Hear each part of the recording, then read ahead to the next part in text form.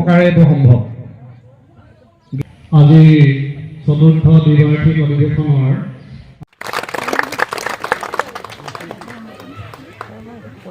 জনাব বিচাৰোঁ, তেওঁলোকে অন্ততঃ কোনোবা সংগঠন কৰক, তাত আমাৰ টকা মাতিব লগা একো নাই, সেইটো সকলোৰে নিজৰ নিজৰ হক আছে, নিজৰ অধিকাৰ আছে। কিন্তু যিটো প্ৰতিবাদী ধাৰা, যিটো প্ৰতিবাদী সত্তা, আপোনালোকৰ দিহা পৰামৰ্শৰে সংবিধানৰ নীতি অনুসৰি সভাপতিৰ আসন গ্ৰহণ কৰিছোঁ। আমাৰ এইখিনিতে এটি বিশেষ ঘোষণা কৰিব বিচাৰিছোঁ। আমাৰ চিনাকি দিবলৈ এটা গতি হৈ গ'ল। তেখেত হৈছে NFL এমপ্লয়িজ ইউনিয়নৰ শিমলুগুৰি শাখাৰ সকলোৰে মৰণৰ সম্পাদক কমলজিৎ ভূঞা ডাঙৰীয়া। আমি কমলজিৎ ভূঞা ডাঙৰীয়াক মঞ্চলৈ আহিবলৈ জনাইছোঁ। আৰু ভাস্কৰজিৎ সাংবিধানিক নীতি অনুসৰি আমাৰ দ্বিবাৰ্ষিকী অধিৱেশন, ইয়াতে ৰেলৰ বৰ্তমান ভাৰতীয় ৰেলৰ যিবিলাক সমস্যা, সেই সমস্যাবিলাক আমি কেন্দ্ৰীয় নেতৃত্ব আৰু মাণ্ডলিক নেতৃবৰ্গক আমি অৱগত কৰোৱাম।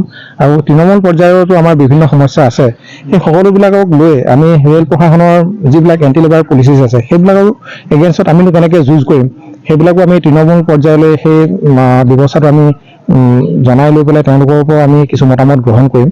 দলীয় অন্তত আমাৰ শিমলুগুৰিত আমাৰ ডিভিজনটোৰ ভিতৰতে এটা ভাল আৰ্নিংছ দিয়ে, গতিকে ৰাজধানীখনৰ ইয়াত ৰোৱাটো খুব বাঞ্ছনীয়। শিমলুগুৰি শাখাৰ আজি চতুৰ্থতম আমাৰ দ্বিবাৰ্ষিক অধিৱেশন। আমাৰ সাংবিধানিক নীতি অনুযায়ী 2 বছৰ পৰিক্ৰম কৰিলে শাখা সমিতিখনে। আজি বিতংভাৱে গোটেই বিগত সময়ত 2 বছৰকাল কি কৰিলে তাৰ ওপৰত আজি পৰ্যালোচনা হ'ব। আৰু লগতে আমাৰ এতিয়া বৰ্তমান যিটো এটা ট্ৰানজিশ্যন পিৰিয়ড হৈ আছে, যিটো সকলোৱে আপোনালোকে অৱগত যে কৃত্ৰিম বুদ্ধিমত্তা আৰ্টিফিচিয়েল ইণ্টেলিজেঞ্চ ইতিমধ্যে আহি পৰিছে। তো ইয়াৰ অন্তৰত আমি সকলোৱে নিজকে কি ধৰণে আৰু আপডেটেড কৰি এই ট্ৰানজিশ্যন পিৰিয়ডত এক্লেমেটাইজ বা সহজভাগ কৰিব পাৰোঁ, সেই ওপৰতো আজি আলোচনা বিতংভাৱে হ'ব।